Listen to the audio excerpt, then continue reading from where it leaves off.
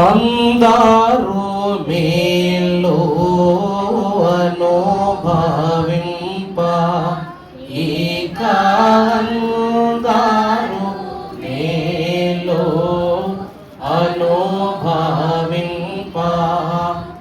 విందుగా సమకూడు వార్తలు వినిపించును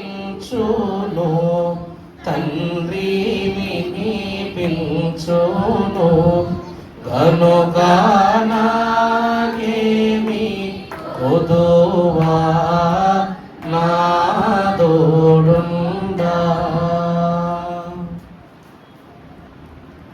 దేవుని యొక్క మహాప్రశస్తమైన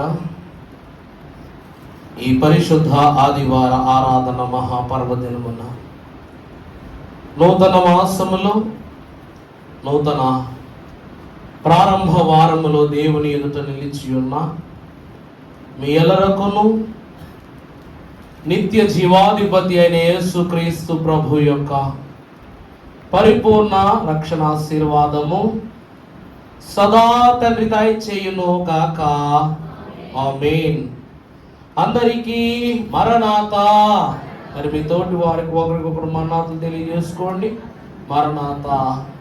దేవుని యొక్క విశిష్టమైన కృపను బట్టి దేవుని పిలుపు ద్వారా మరి ఆదివార ఆరాధన బహు శ్రేష్టముగా పరిశుద్ధముగా జరుగుటకు ప్రభు ఇచ్చిన సమయాన్ని బట్టి ప్రభువుకు మహిమ చెల్లిస్తూ నేటి దిన వాక్య ధ్యానాంశమును జరిగించుకుందాం. పరిశుద్ధ గ్రంథములో నుండి పరమార్థ జ్ఞాని అయిన యోహాను వ్రాసిన ప్రకటన గ్రంథము 10వ అధ్యాయము 10వ వచనం చదువుకుందాం. అంతటా నేను ఆ చిన్న పుస్తకమును దూత చేతిలో నుండి తీసుకొని దానిని నేను తినివేసి తిని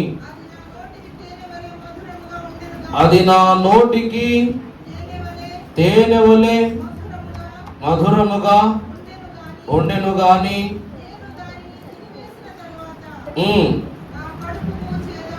నా కడుపుకు అది చేదాయను. నీవు ప్రజలను గూర్చియు జనములను గూర్చియు ఆయా భాషలు మాట్లాడు వారిని గూర్చియు అనేక మంది రాజులను గూర్చియు ప్రభువునందు దేవుని ప్రియబిడ్డలారా ప్రార్థన చేసుకుందాము.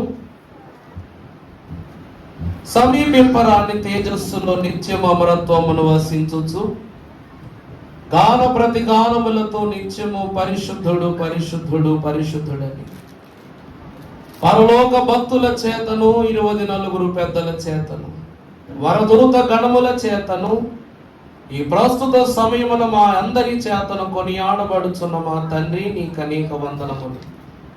స్థల జ్ఞాని అయ్యున్న మీరు మా జ్ఞానమునకు ఏమాత్రమును అందరు ఆయనను మిమ్మల్ని అర్థము చేసుకొనగల అనేక పద్ధతులను మాకు నేర్పించిన దేవా తండ్రి, మీరెక్కడ ఉంటే అక్కడ బోధే, కొండ మీద ఉంటే కొండ మీద బోధే, దేవాలయములో ఉంటే దేవాలయములో బోధే, నావలో ఉంటే నావలో బోధే, కడుకు కలువరి సిలువలోని అమూల్యమైన బోధే కనుక ప్రభువా అట్టి బోధకుడువును ప్రధాన యాజకుడువగు నీవు నీ దాసుడను అల్పుడనైనా నన్ను మరుగు చేయండి. వినుచున్న నీ బిడల యొక్క చెవులు తేటగా బోధించు మాట సూటిగా సాతానుకు పోటుగా రానున్న కాలములో మాకు బహు ధీటుగా ప్రభువా ఈ వార్త ఉపయోగపడునట్లు మీరే మమ్మల్ని నీ ఆత్మ చేత నింపుమని వినువాడును వివరించువాడును అయి మమ్మలను నిత్యము ఫలింపచేయి. యేసు క్రీస్తు ప్రభు యొక్క పరమ పరిశుద్ధ ఆశీర్వాద దీవెన నామమున మిక్కిలి వినయముగా బ్రతిమలాడి వేడుకొనుచున్నాము తండ్రి. ఆమేన్. ప్రభునందు దేవుని ప్రియ సంఘమైన వారలారా, త్రిత్వ దేవుని కాపుదల సహవాసము మనకు తోడైయుండును గాక. దేవుని వాక్యములో అంతటా నేను చూడగా ఆ దూత చేతిలో ఉన్న గ్రంథమును నేనేం చేశానంట? తినివేసి తిని. దేవుని యందు ప్రియబిడ్డలారా, మాట వరసకో లేకపోతే కొన్ని నిశ్చితమైనటువంటి క్రమాలకో మనం పిల్లల దగ్గర ఒక మాట అంటాం, బాగా చదువుకునే వాళ్ళ దగ్గర, వీడు పుస్తకాల పురుగు అంటాం. అర్థమవుతుందా అండి? ఈ బిడ్డ ఎవరంట? వీడు పుస్తకాల పురుగు. వాడు పుస్తకాలతోనే సాన్నిహిత్యం చేస్తాడు, వాడు పుస్తకాన్ని విడిచిపెట్టడు, వాడికి లోకం ఏమైపోయినా పర్వాలేదు, వాడు పుస్తకం పుస్తకం పుస్తకం అంటాడు. నిజం చెప్పండి, మన బిడ్డలందరూ పుస్తకాల పురుగుల్లా ఉంటే మనకి ఇష్టమా? చెప్పండి, ఇష్టమేనా? చాలా సంతోషం. అయితే ఆకలి మర్చిపోయి, దాహం మర్చిపోయి, పళ్ళు మర్చిపోయి, మిమ్మల్నే మర్చిపోయి పుస్తకం పుస్తకం అంటే మీకు ఇష్టమా? ఏ పనైనా సరే సంపూర్ణంగా చెయ్యాలి. సంపూర్ణత దాటిక లోతుకి వెళ్ళావు అనుకోండి, ఏమొస్తంట? శూన్యమే. దైవజనులు అన్నారు, సముద్రము చాలా లోతైనది, కానీ ఆ లోతును కూడా దాటి మనిషి ఆలోచిస్తే కనబడేదల్లా ఏమిటంట? చీకటే. పైకి వెళ్ళిపోతాం, ఆకాశం వెళ్ళిపోతాం, అరే భలే సూర్యుడు కనబడిపోతున్నాడే అని చెప్పేసి అనుకుంటాం. కానీ ఆ సూర్యుడి దగ్గర చేరే పద్ధతిలో మేఘాలు దాటిన వెలుగు ఉంటుంది. మేఘాన్ని, నక్షత్రాన్ని దాటిన తర్వాత సృష్టి అంతా ఏమైపోయిందంట? శూన్యమే. అందుకే దైవజనులు అన్నారు, శూన్యములో నుండేనే సృష్టిని తీశాను, కాబట్టి శూన్యములో నుండి సృష్టిని తీసినట్లుగా శూన్యము వంటి మన్నులో నుండే మానవుల్ని నిర్మించుకున్న ప్రభు అన్నారు. మరి ఈ శూన్యము సర్వసత్యములో నడిపింపబడాలంటే ఏం చెయ్యాలయ్యా అంటే ప్రభు అంటున్నారు, వాక్యాహారము తినాలి. వాక్యము బాగుగా చదివిన భక్తులు ఉన్నారు, కానీ వాక్యము ప్రకారం బాగుగా బ్రతికిన భక్తులు ఎవ్వరూ లేరు. దైవజనులు దేవదాసయ్య గారి ఈ మాట ప్రత్యేకంగా చెప్పారు. ఎందుకంటే వాక్యమును 100కు 100 పాళ్ళు అనుభవించిన వారు ఎవరైనా ఉన్నారంటే అది యేసుక్రీస్తు ప్రభువే. అంతటి ప్రభువుకే శ్రమ కలిగించిందంట ఈ లోకము. అందుకే ఈ లోకము గత్తర లోకమని భక్తులు తెలియచేశారు. ఈ దిన మన వాక్యాంశము మహిమాహారము. ఈరోజు మన వాక్యాంశం ఏమిటండి? మహిమాహారము. ప్రభునందు దేవుని ప్రియబిడ్డలారా, ఇక్కడ పరమ భక్తుడైనటువంటి యోహాను సెలవిస్తున్నటువంటి మాట మనము చూసినట్లయితే, అంతటా నేను ఆ చిన్న పుస్తకమును దూత చేతిలో నుండి తీసుకుని తినివేస్తుని, అది నా నోటికి తేనెవలే తరువాత నా కడుపునకు చేదాయను. ప్రభునందు దేవుని ప్రియబిడ్డలారా, ఈ చిన్ని పుస్తకము తినుటను ఆరంభించినప్పుడు ఎలా ఉందంట? తేనెవలే తీయగా మధురంగా ఉందంట. మరి ఎప్పుడైతే కడుపు లోపల వెళ్ళిపోయిందో మరి అది ఎక్కడ ఏమైందంట? చేదైపోయిందంట. ఇలాంటి విడ్డూరం ఎక్కడైనా జరుగుద్దంటారా? చేదనేటువంటిది కడుపులో సంభవించి ఎప్పుడైనా గమనించామా మనం? నాలుక దాటిన తర్వాత ఆహారం ఎంత గొప్పదైనా కూడా దానికి రుచి ఉండదు, పసి ఉండదు. కానీ ఇక్కడ వాక్యంలో భక్తుడు ఏమంటున్నాడంటే, తినుచున్నప్పుడు తేనాయను, అది నా యొక్క కడుపులోనికి పోగా ఏమైపోయిందంట? చేదైపోయిందంట. దేవుని యందు ప్రియబిడ్డలారా, ఈ వాక్యమును, ఈ యొక్క పుస్తకమును, ఇది జీవ గ్రంథం అని చెప్పటం లేదు, ఇది వాక్యం అని చెప్పటం లేదు, ఇది దేవుని యొక్క వాక్యం చెప్పట్లా. ఈ గ్రంథాన్ని నేను దూత చేతిలో నుండి లాక్కున్నాను. ఏ దూత అని తర్వాత మాట్లాడుకుందాం, ఏ పుస్తకమో ఇది నాన్న మనము మాట్లాడుకోవాలి. ప్రభు యొక్క వాక్యాన్ని మనం చూసినట్లయితే, పుస్తకమునకు ఆహారముగా దేవదేవుడు తను కనపరుచుకోగల కారణం ఏమిటంటే, పరిశుద్ధ గ్రంథములో కీర్తన గ్రంథము 81వ అధ్యాయము 16వ వచనాన్ని మనకి ఇద్దాం, చదువు. అతి శ్రేష్టమైన గోధుమలను అనుగ్రహించి కొండ తేనెతో నిన్ను తృప్తిపరచెదను.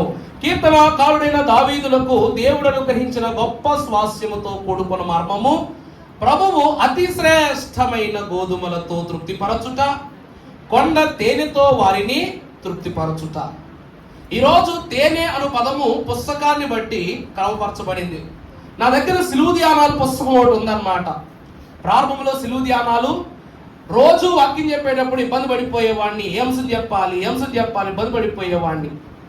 అప్పుడు ఒక చోట మంచి పుస్తకం కొనుక్కున్నా, 40 దినాల సంహారము, శిలువ ధ్యాన సంహారం అనే పుస్తకం కొనుక్కున్నాను నేను. ఆ పుస్తకాన్ని చదువుతున్నప్పుడు నాకు గతంలో లాజర్ గారు నాకు అటుకులు పంపించారనమాట. వారి కుటుంబం నాకు ఒకసారి అటుకులు పంపించారు. అవి తింటూ ఉన్నప్పుడు గట్టిగా ఉండడంతో చెరుకు పాకం తెచ్చుకున్నాను బయట నుంచి. చెరుకు పాకం తెచ్చుకున్నప్పుడు అది ఆ పుస్తకము 2 ఈ బైబిల్ స్టాండ్ కోడియంలో పెట్టేశానమాట.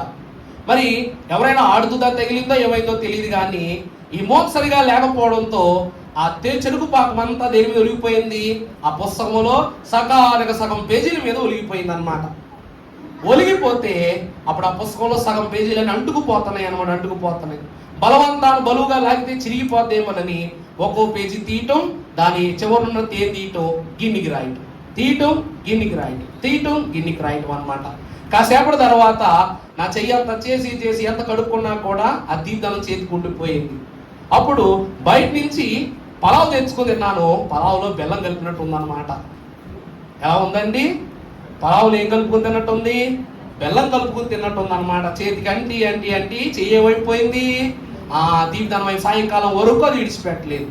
వాక్యాన్ని బట్టి ప్రభువునందు ప్రియబిడ్డలారా, దైవజనులు అన్నారు, వాక్యములో హెచ్చరికలుండును, వాక్యములో క్రమములుండును, వాక్యములో గద్దింపుండును, వాక్యములో ఆశీర్వాదం ఉండును.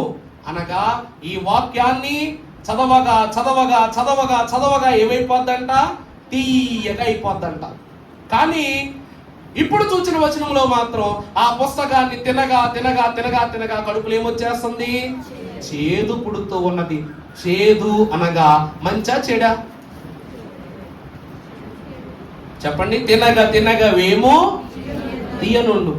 తినగా చేదు, తీయగా కడుపులోకి వెళుతుంది. కానీ మంచి ఎప్పుడు కూడా చేదుగా ఉంటుంది. చెడు మొదటి ఎలా ఉంటదంట? తీగా ఉంటది, కానీ అది లోపలికి వెళ్ళినప్పుడు ఎలా మారిపోద్ది? చెడుగా మారిపోద్ది. ఈ గ్రంథములో ఉన్న మర్మములను నేను భుజించగా ఆ దూత నాకు తర్వాత వచనంలో మాట్లాడుతుంది. ఏమన్నా చెప్పినానా? అప్పుడు వారు ప్రజలను గూర్చియు జనములను గూర్చియు ఆయా భాషలు మాట్లాడు వారిని గూర్చియు అనేక మంది రాజులను గూర్చియు మరలా ప్రవచింప నగత్యమని నాతో చెప్పింది. మరలా ప్రవచించుట నగత్యమని. అర్థమవుతుందా అండి?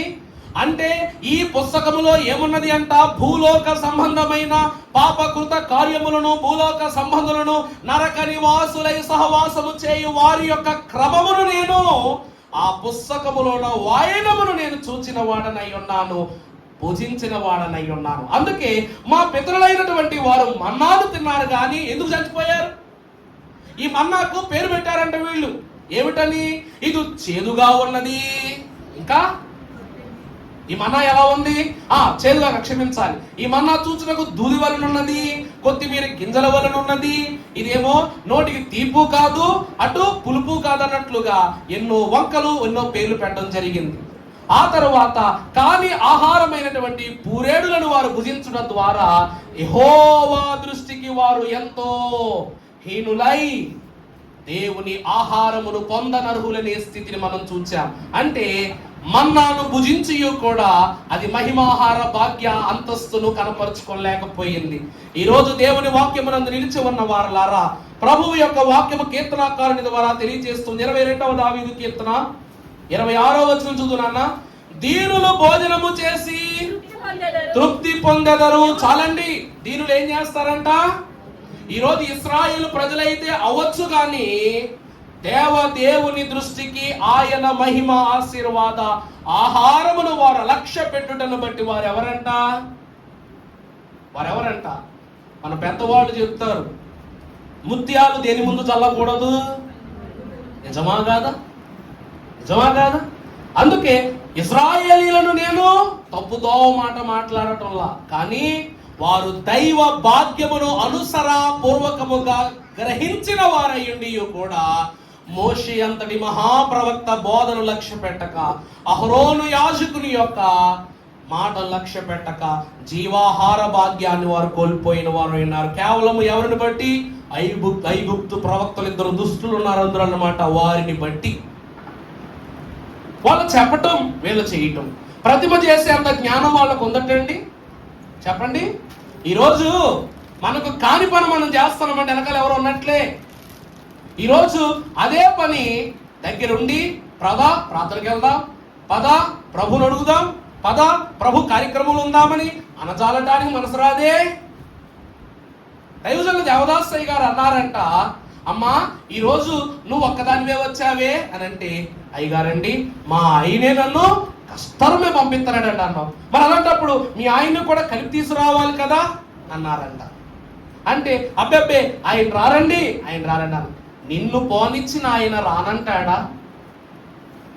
నిన్ను ఇక్కడ దాకా పోనిచ్చిన ఆయన నువ్వు పిలిస్తే రానంటాడా? నిజము చెప్పు, నువ్వెప్పుడైనా నీ భర్తను రండి దేవుని సన్నిధికి వెళ్దామని ఏ రోజైనా అడిగావా లేదా అని అడిగితే లేదయ్యారు. ఈరోజు మనం చాలా విషయాల్లో వెనకబడిపోవడానికి గల కారణం ఏంటంటే మనం ప్రయత్నం చెయ్యం. ఈరోజు ఇశ్రాయేలు ప్రజలైనటువంటి వారు కూడా దేవుని ఏర్పాటును బట్టి జీవాహారమును వారు అలక్ష్య పెడుతున్నారు. వారు ప్రయత్నించట్లా, ఇది దేవుని యొద్ద నుండి వచ్చిందని వారు ఏం చేయట్లేదు, దాన్ని ఆరగించడానికి ప్రయత్నించట్లా. ఈరోజు చికెన్ బిర్యానీ ఒక పక్కన పెట్టి కాకరకాయ ఒక పక్కన పెడితే ఏది తింటాం మనం? గుళ్ళు మీద ఏది చెప్పండి, చికెనే తింటాం.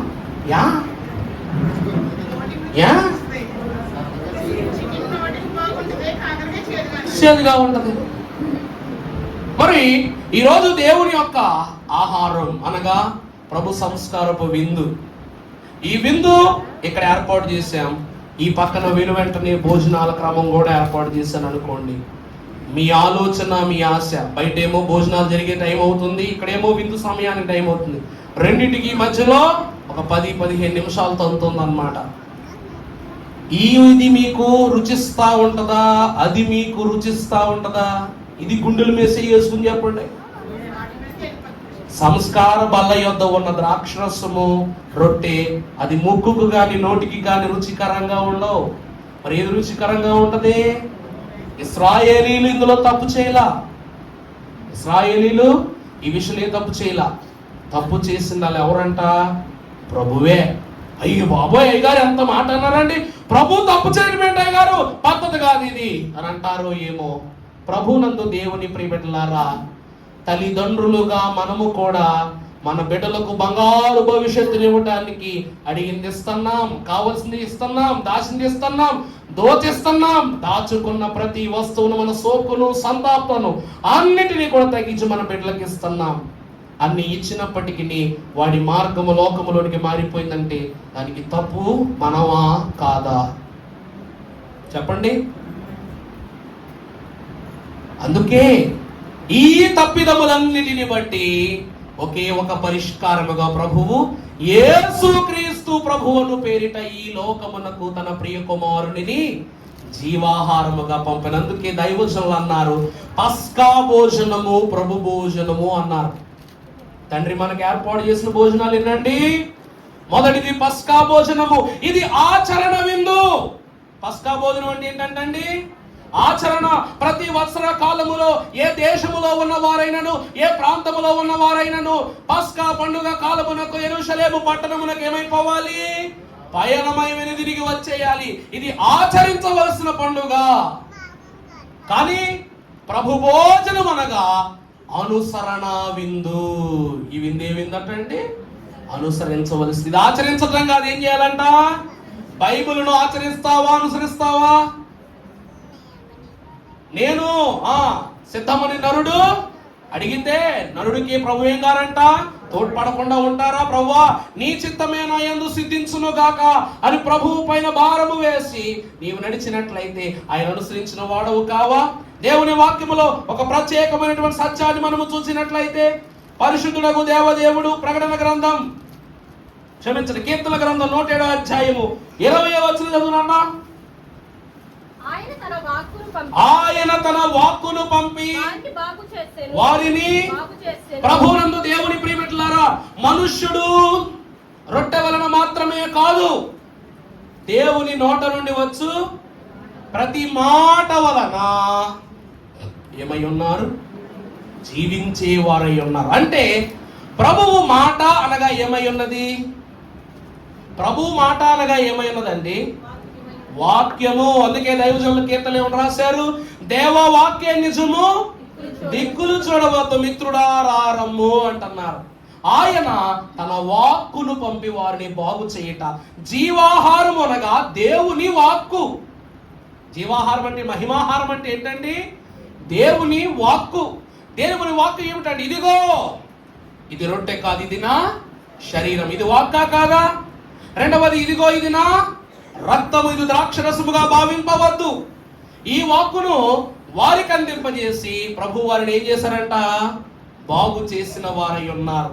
ప్రభువునందు దేవుని సంఘమైన వారలారా, కాస్త ముందుకు వెళ్ళి యెషయా గ్రంథము 53వ అధ్యాయం 5వ వచనం. అతడు పొందిన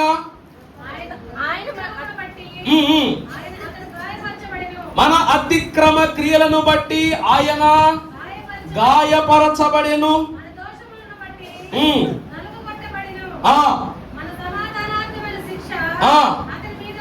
పడెను, మనకు స్వస్థత కలుగుచున్నది.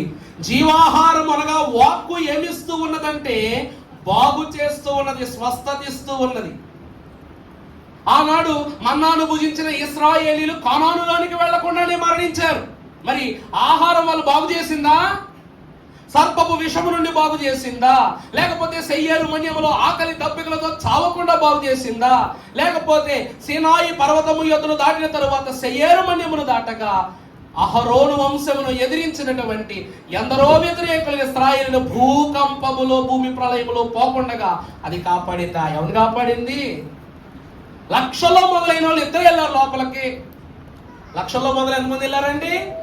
అంతే, వారు జీవాహారము ద్వారా పోషింపబడలేదు, జీవమై ఉన్న దేవుని వాక్కు ద్వారా పోషింపబడి. యెహోషువ మహాభక్తుడు అంటాడు, మీరు ఎవరినైనా సేవించుకోండి, మీరు ఎవరినైనా ఆరాధించుకోండి, నేను నా ఇంటి వారును యెహోవాను మాత్రమే సేవిస్తా. ఎందుకంటే ఆయన మాటే మాకేమై ఉన్నది?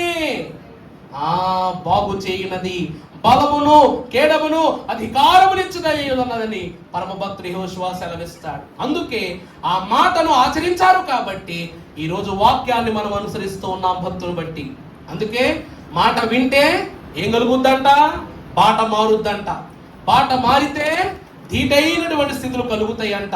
ధీటైన స్థితులు కలిగితే వేట్ల నుండి ప్రభు ఏం చేస్తారు? తప్పిస్తారంట.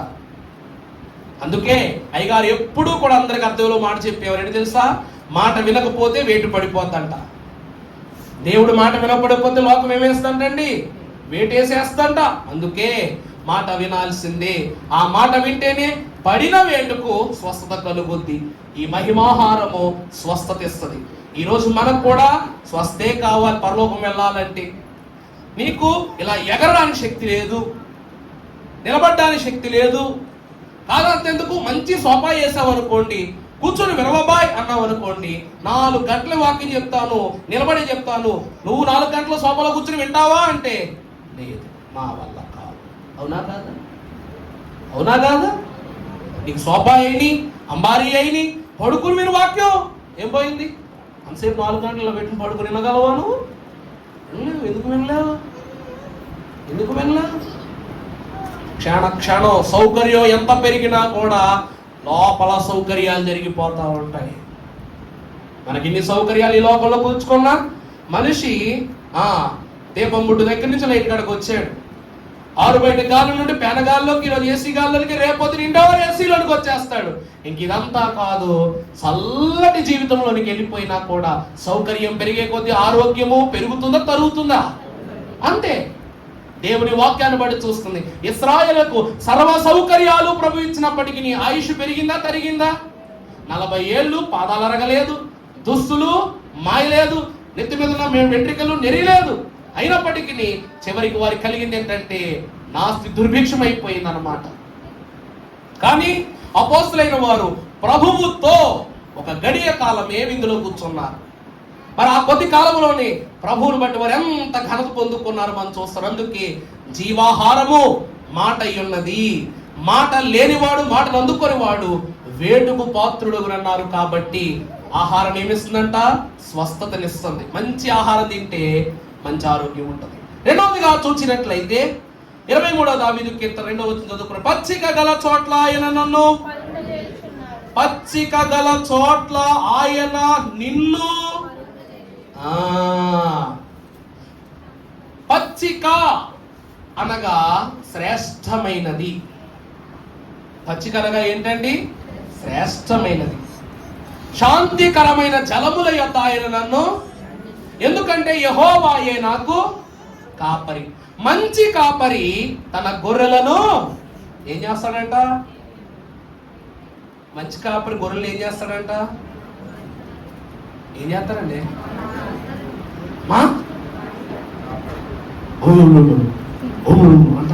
చెప్పండి, చెప్పండి. మంచి కాపరి గొర్రెలు ఏం చేస్తాడు? కాచుకుంటాడు. మంచి పచ్చిక కావాలంటే అగాధ జలములు ఉన్న స్థలాల్లోనికి వెళ్ళాలి. అర్థమైందండి? మన పెద్దలు మన తాతల కాలంలో అడవిలో నుండి కొండల కిందకి వెళ్ళి వేర్లు, ఔషధాలకు కావలసిన పదార్థాలని ఎక్కడికి తెచ్చేవారు? కారు చిచ్చులు అంటే అడవిలోనికి వెళ్ళిపోయి ఇబ్బందులు పడి, శ్రమలు పడి, రాత్రులు అక్కడే ఉండి పాములని, పురుగులని, తేలిని తిప్పలబడి ఔషధాలు తెచ్చేవారు. ఈరోజు సింపుల్ గా పిల్లలు తయారు చేసేస్తారు అనుకుంటున్నారు, కానీ ఇప్పటికీ ఆ కష్టమే. అరకు వెళ్ళినప్పుడు మేము చూసామన్నమాట. అక్కడే మిరియాలు పండిస్తారు. ఇక్కడ మిరియాలు ఎంత అయ్యా అంటే కేజీ ప్యాకెట్ ఎంత ఉండదండి? మిరియాల ప్యాకెట్ 800, 700, 900. అరకులు ఎంతో తెలుసునా? అక్కడే ఉండి, అక్కడే పండించి, అక్కడే కోసుకున్న వాళ్ళు 350 రూపాయలు ప్యాకెట్ ఇస్తున్నారు. అక్కడ కంటే ఇక్కడే బాగుంది. స్వచ్ఛమైన పసుపు అన్నీ కూడా అక్కడే దొరికేస్తున్నాయి. దేవుని యందు ప్రియబిడ్డలారా, నేను చెప్పదూచున్నది ఏమిటంటే, ఎవరు నీతిగా తన యొక్క స్థితులను కనపరుచుకునో వారే అభివృద్ధి నొందును. ఈ రోజు అది దూతల ఆహారము కాబట్టి వారు ప్రశ్నించారు, కానీ ఈ రోజున సందేహించుటకు ఇది దూతల ఆహారము కాదు. ఇది ఎవరి ఆహారము? తానే ఆహారమై ఆహార పాత్రనెత్తుకొని ప్రభువు తానే విందు చేసినట్లుగా. అందుకే పాడుకుంటాం, భోజనము వాటించును రాజే స్వయముగా, దేవా రాజే స్వయముగా, కనుక నాకేమి వధువా నాదోడుండా. ప్రభువునందు ప్రియబిడ్డలారా, పచ్చిక గల చోట్లనగా వాక్యము ఏమై ఉన్నది? పచ్చిక బయళ్ళుగా నిత్యము మనలను తృప్తి పరచేదై ఉన్నది. దేవుని వాక్యములు మనము చూస్తే పరలోకములో నిత్యము ఫలింపే గాని అక్కడ ఎండిన స్థితి, వడబారిన స్థితి అక్కడ కనబడదు. అందుకే మనం చూస్తే మన గుంటూరు మహాసభలు కూడా ఎలా ఏర్పాటు చేసుకుంటాం? మనం అయ్యగారు గడ్డి ఏర్పాటు చేసి ఆ గడ్డిలో ఏమేస్తారు? బరకాలు వేసి మనం కూర్చోబెడతారు. కుర్చీలు వేయించలేక కాదు, ఎందుకంటే ఆ కాలం యేసుక్రీస్తు ప్రభు కూడా శిష్యులను ఎక్కడ తీసుకువెళ్ళినా కూడా కుర్చీలు ఏమైనా ఏర్పాటు చేసేవారా? కిందే కూర్చుని పెట్టేవారు. కానీ అక్కడ పచ్చటి గడ్డి, ఇక్కడ మన కొరకు ఎండుగడ్డి ఏర్పాటు చేసిన అయ్యగారే ఆయన మాటల్లో చెప్పడం జరిగింది. ప్రభునందు దేవుని ప్రియబిడ్డలారా, ఈ రోజు వరకు గుంటూరు ప్రాంతంలో మహోత్సవాలకు వెళ్ళిన మనము మంచి ఆహారాన్ని పుచ్చుకుని వస్తున్నామా, లేకపోతే కార్యాహారాన్ని పుచ్చుకుంటున్నామా? ఇప్పుడు సభలు 88 సంవత్సరాలుగా జరుగుతున్నాయి. సభలకు వెళ్ళి పలానా ఆహారం తినడాన్ని బట్టి నాకు కడుపులో తిప్పింది అయ్యగారు, వాంతులు వచ్చినాయి అయ్యగారు, బలహీనత వచ్చింది అయ్యగారు, చిన్న బిడ్డల నుండి వృద్ధుల వరకు పలానా వారికి ఇట్టి పరిస్థితి కలిగిందని ఏ రోజైనా ఎవరైనా చెప్పడమో, లేకపోతే కాని మాటల్లో వినడం ఎప్పుడైనా చూచామా? ఈ రోజు వరకు కూడా ఉప్పు తగ్గుండొచ్చు, కారం తగ్గుండొచ్చు, కానీ అందులో ఉన్నటువంటి పరిపూర్ణ దేవుని ఆశీర్వాదం అయితే మనకు ఇప్పటి వరకు తగ్గలేదు. కారణం ఏమిటో తెలుసా అండి? భోజనము వడ్డించున్నది ఎవరు? రాజే, దేవరాజే స్వయముగా వడ్డిస్తున్నారు. కాబట్టి నాకేమి కొదువా? ఎందుకు? నా నాథుడే వడ్డిస్తున్నాడు కాబట్టి. అందుకే ఆనాడు తన గొర్రెలను పచ్చిక గల చోట్ల ఆయన పరుండ చేసినట్లు ఆ 3 దినములు కూడా మన కాపురకు ప్రభు ఏం చేస్తున్నారంట? ఆ పరిశుద్ధమైనటువంటి పందిట్లోనే మనకు మహిమాహారాన్ని అందిస్తూ ఉన్నారు. దేవుని ప్రియబిడ్డలారా, పచ్చిక అనగా పరిపూర్ణత, పచ్చిక అనగా ఆశీర్వాదము, పచ్చిక అనగా తృప్తి పరచున్నది. ఆవులు గేదెలు పచ్చగడ్డి బాగా తింటాయా, ఎండుగడ్డి బాగా తింటాయా? అంతే, పచ్చగడ్డే తింటాయి. ఎందుకంటే అది బలం, ఎందుకంటే అది ఏమైనదండి? బలమై ఉన్నది కాబట్టి గ్రహించండి. తర్వాత మీరు చూసినట్లయితే ప్రభునందు ప్రియమిట్లారా, పరిశుద్ధ గ్రంథములో నుండి మత్తయి సువార్త 11వ అధ్యాయము 2వ వచనం చదువమ్మా. క్రీస్తు చేసిన కార్యములను గూర్చి యెహోవా చెరసాలలో విని, అమ్మా యోహాను చెరసాలలో విని, రాబోవు వాడవు నీవేనా. చూచారా అక్కడ మాట ఎలా ఉందో? రాబో వాడవు నీవేనా, లేకపోతే మేము మరొక దాని కోసం కనిపెట్టాలా అంటే, ఈ మాట మనం చూసినట్లయితే మా కొరకు జీవాహారముగా దిగి వచ్చిన వాడవు నీవేనా, లేక మరి ఒక దాని కొరకు మేము కనిపెట్టాలా? ప్రభునందు ప్రియ సంఘమైనటువంటి వారులారా, దైవజనులు యెషయా గ్రంథము 55వ అధ్యాయం 2వ వచనములో భక్తుల ద్వారా అంటున్నారు, ఆహారము కాని దాని కొరకు మీరు ఎలాగూ రోకలిచ్చెదరు. చూడు 55:2 చదవమ్మా. ఆహారము కాని దాని కొరకు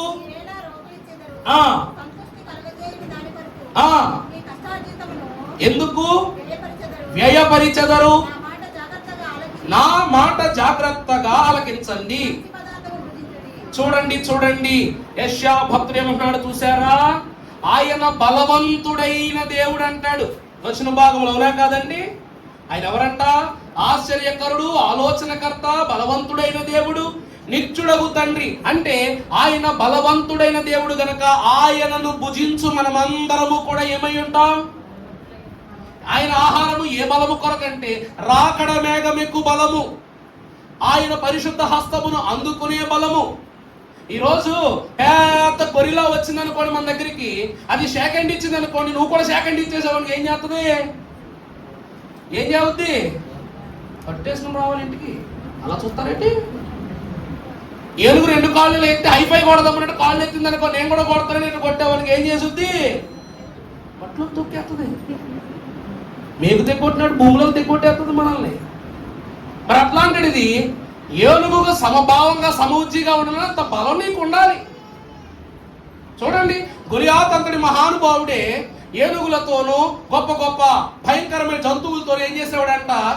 సాము చేసేవాడంట. దాని అర్థం ఏంటి? వాటితో యుద్ధాలు చేయటం, బలం పెంచుకోవటం, వాటితో పోరాటం, వాటిని గెలవడం, ఇలాంటి పనులు చేసేవాడంట. మరి అలాంటి వాడు చిన్న పిల్లాడి చేతిలో ఒక రాయి దెబ్బకు పడిపోతానని, ఆ బిడ్డ చేతిలో చనిపోతాను ఊహించుంటాడా? ఎవరి బలం ఏమిటో దేవునికే ఎరుక. అందుకే ఆనాడు దావీదులకు 40 దినములు ప్రభువుతో ఉన్న స్థితి బలమిచ్చింది. ఈరోజు మనకు ప్రభువు చెయ్యందుకునే బలాన్ని ఇస్తుంది, మేఘమెక్కే బలాన్ని ఇస్తుంది, ఆయన సింహాసనములో ఆయనతో కూర్చుండి బలాన్ని ఇస్తూ ఉంది. అందుకే పరమ భక్తులారా, వాక్యమును బట్టి చూసినట్లయితే అక్కడ భక్తుడు అంటున్నాడు ఏమి? మంచి పదార్థమును భుజించండి. ఆ కాలంలోనంట సింహాలను చంపేసేవారంట.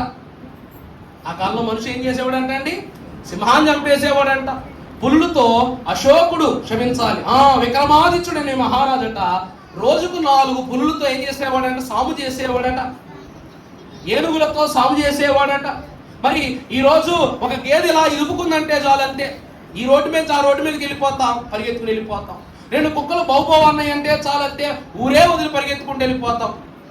కారణం ఏంటంట? భయమా బలహీనత? భయమా బలహీనత? బలహీనుడు కాబట్టి భయం వచ్చింది. బలహీనుడు కాబట్టి ఏమొచ్చింది? భయం వచ్చింది. ఇదిగో నిన్న కాలం సాయంకాలం ఒక బొద్దింక దబదబదబదమని ఆడిచ్చేసింది. నన్ను చాలాసేపు ఆడిచ్చేస్తే ఎంత కష్టపడదని కొడదామన్నా చిక్కదే, అది నన్ను తిప్పేసింది గిర్ర గిర్ర గిర్ర గిర్రమని చెప్పేసి. కాస్త ఉండుంటే వెళ్ళి గోడకు తల తగిలేసింది అనమాట. అలా ఆడుకుందనమాట. అది మీదకి వచ్చేది కంగారు పడి వెనక్కి వెళ్ళిపోయాను. మళ్ళా దాన్ని కొట్టడానికి ముందుకు వెళ్తే అది నాకు చిక్కలా. ఇప్పుడు అది గెలిచిందా నేను గెలిచానా? నా భయం నన్ను బలహీనతం చేసింది. అందుకే ప్రభువు యొక్క వాక్యం సెలవిస్తున్నది ఏమిటంటే మంచి పదార్థము. మంచి పదార్థం ఏమిస్తంట? భుజించుడి, మీ ప్రాణము సారమైన దాని యందు సుఖింపనీయుడు. యోహాను రాసిన మొదటి పత్రిక 2:14 చూస్తే, యవ్వనస్తులారా, చూడండి చదువు 2:14. చిన్న పిల్లలారా, మీరు తండ్రిని ఎరిగి ఉన్నారు గనుక మీకు వ్రాయిచున్నాను. తండ్రులారా, మీరు ఆది నుండి ఉన్నవారిని వెరిగి ఉన్నారు. కనుక మీకు వ్రాయిచున్నాను, యవనస్తులారా బలవంతులు, మీరెవరు? బలవంతులు. దేవుని వాక్యము మీ యందు అర్థమైందా అండి? ఎందరూ దేవుని వాక్యమును పొందెదరో వారు దేవుని వాక్యము ద్వారా ముఖముపై వెలుగును పొందుకుంటారట. యవనస్తులారా మీరు బలవంతులు. ఈరోజు ఈ విందు ద్వారా దేవుడు మనకి ఏమిస్తున్నాడు? చిన్నవాళ్ళకి పెద్ద గ్లాసు, పెద్దవాళ్ళకి చిన్న గ్లాసు, పెద్దవాళ్ళకి పెద్ద గ్లాసు, చిన్నవాళ్ళకి చిన్న గ్లాసు ఇస్తున్నామా? అందరికీ ఒక ఆహారము. దేవుని వాక్యం అంటుంది, దేవుని ఈ విందు అందుకొనడం ద్వారా మనలో నిలిచి ఉండేది ఏమిటంట? దేవుని వాక్యమనే బలము. అందుకే మహిమ నుండి పరలోకము నుండి దిగి వచ్చిన జీవాహారము నేనే.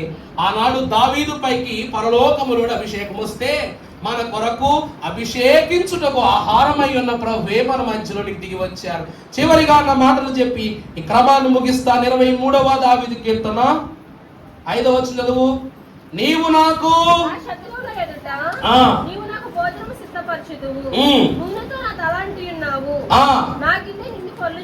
చాలండి. ఎప్పుడైతే ఈ ఆహారమును మనం భుజిస్తామో, ఈ భోజనము ఎవరు సిద్ధపరచిన భోజనం అంట? ఈ భోజనం ఎవరు సిద్ధపరిచింది? ఎవరు సిద్ధపరిచిందండి ఈ భోజనం? భోజనము వడ్డించను రాజే ఉందా లేదా? నీవు నాకు నా శత్రువుల ఎదుట భోజనమును సిద్ధపరచితివి, నూనెతో నా తల అంటి ఉన్నావు, నా గిన్నె తద్వారా నా గిన్నె నిండి పొర్లుచున్నది. ప్రభువునందేవుని ప్రియబిడ్డలారా, భోజనము ద్వారా శత్రు వర్గమునకు ప్రభువే మన పక్షమై ఉన్నారన్న గొప్ప స్థితిని ప్రభు కనపరిచారు. తల యందు నూనె అంటుట ద్వారా జీవమును తైలమును అయ్యున్న ప్రభు మనల్ని అభిషేకించిన వైనముతో మనము దేవుని వారమును రుజువు చేస్తున్నారు. ఈ 2 ఆశీర్వాదాల ద్వారా మనకి ఏం కలుగుతుందండి? ఏం కలుగుతుందండి? స్నానము, ప్రభు భోజనము ప్రజలకు జరుపుట సరి అని అనుచున్నాను, మనోవిచారము కూడదు నీకు, మహిమ తలంపులే కావలేను. స్నానము అనగా అభిషేకము, ప్రభు భోజనం అనగా ప్రభువు లోకము ఎదుట మన కొరకు ఏర్పాటు చేసిన విందు. ఈ 2 మనకు జరుపుట ద్వారా మన హృదయం ఏమైపోతుందంట? మనోవిచారం అనే స్థితిలో నుండి సరైపోతూ ఉంది. ఆహారము ఆహార్యమునిస్తూ ఉన్నది. ఆహారం ఏమిస్తుందండి? ఆహార్యము అనగా ఆనందము. ఆహారం ఏమిస్తుంది మనకు? ఆహార్య భావాన్ని కలిగిస్తుంది. కాబట్టి దేవుని ప్రియబిడ్డలారా, అప్పటి వరకు శత్రు మోకలు చుట్టుకొన్నను నిన్నే పట్టుకొని వాలిమ్ము. ఏ వాలివు నాకు? ప్రార్థనా వాళ్ళు. ఎదిరించే శక్తి కలిగిన ప్రార్థనా వాళ్ళు నాకు ఇవ్వు, వాక్యమనే వాళ్ళు నాకు ఇవ్వు, దేవుని వాక్య ఖడ్గమనే వాళ్ళు నాకు ఇవ్వని భక్తుడు తెలియచేస్తున్నారు. ఈ అభిషేకం ద్వారా దావీదు ఎన్ని వరాలు పొందుకున్నాడు మనం చూచాం. అభిషేకాన్ని బట్టి గొలియాతును జయించేశాడు, సింహాన్ని జయించేశాడు, ఎలుగు బంటిని జయించేశాడు. ఎందరో కాని వారిని ఎదిరించిన వారిని, దేవుడు చెప్పిన వారందరినీ కూడా అతడు ఏం చేసి అణిచివేసేశాడట. అందుకే దేవుని యొక్క వాక్యమే బలం. వాక్యాహారం తినేలా బలం ఆత్మకు లభించేట్లు. దేవుని ప్రియబిడ్డలారా గమనించండి, మహిమ గల ఆహారమును పొందుకొననిదే మహిమ రాజ్యమును చూచుట కాని పని. అందుకే ప్రభువా ప్రభువా ప్రభువా ప్రభువా అని నన్ను ఎంత పిలిచి మీకేం లాభం? నన్ను బట్టి తండ్రి చూడగలరా? మీరు వెళ్ళిపోగలరా? మీరు ఏది అడగాలనుకున్నా సరే పరలోక తండ్రిని అడగాలి, నా పేరిట అడగాలి, నన్ను అడగటం కాదు, నా పేరిట అడగాలని ప్రభు అన్నారు. ఆహారము తినగానే బలం వస్తుంది. బలము వచ్చి రాగానే మంచి జ్ఞానం కలుగుద్ది దేవుని వైపు చూచి. అంతే కదండి. నీరసించిపోయిన వాళ్ళు ప్రార్థన ఏం చేస్తారు? నీరసించిపోయిన వాళ్ళు పనులు ఏం చేస్తారు? నీరసించిపోయిన వాళ్ళు దేవుని ప్రార్థనలో అనుభవంలో దేవుడిని ఏం చూస్తారు? ఏలియాకు బలం లేదు, అందుకే దూత ద్వారా ఆహారం పంపించారు ప్రభు. అవునా కాదా? ఆహార బలంతోనే హోరేబు కొండ మీదకు వెళ్ళిపోయాడు, ప్రార్థన చేసుకున్నాడు, బయలు ప్రవక్తలు ఎదిరించాడు, దేవుని వైపు చూచాడు, అగ్నిని దించాడు, దేవుని మహిమను కనపరుచుకున్నాడు. అందుకే ఆహారము బలమును ఆహార్యమును ఇచ్చేదై ఉన్నది. కాబట్టి ఈ దినమున ఈ సంస్కార భోజనములోనున్న సంపూర్ణ రక్షణ, సమాధానము త్రిత్వ దేవుడు మహిమాహారము ద్వారా మనకు అనుగ్రహింపజేసి దీవించునుగాక. ఆమేన్. త్రిత్వైక జనకుడు అయి ఉన్న మా ప్రియ పరలోకపు తండ్రి, సర్వ సృష్టికి నీ సర్వమేలు నగుపరచు ఈ నామస్మరణ ద్వారా నీ సన్నిధిలో నిలిచి ఉన్న నాకు తండ్రి, ఈ దినమున మహిమాహారములో ఉన్న మహిమ అను ఆహార్యమును మీరు మాకు అనుగ్రహించిన విధానాన్ని బట్టి నీకే మహిమ. తదుపరి క్రమము ముగించుకొని జరిగించుకొని ఆ విందు ద్వారా సంపూర్ణమైన పరలోకము సందులోనికి మేము ప్రవేశించడానికి మీరు కృప చూపించుమని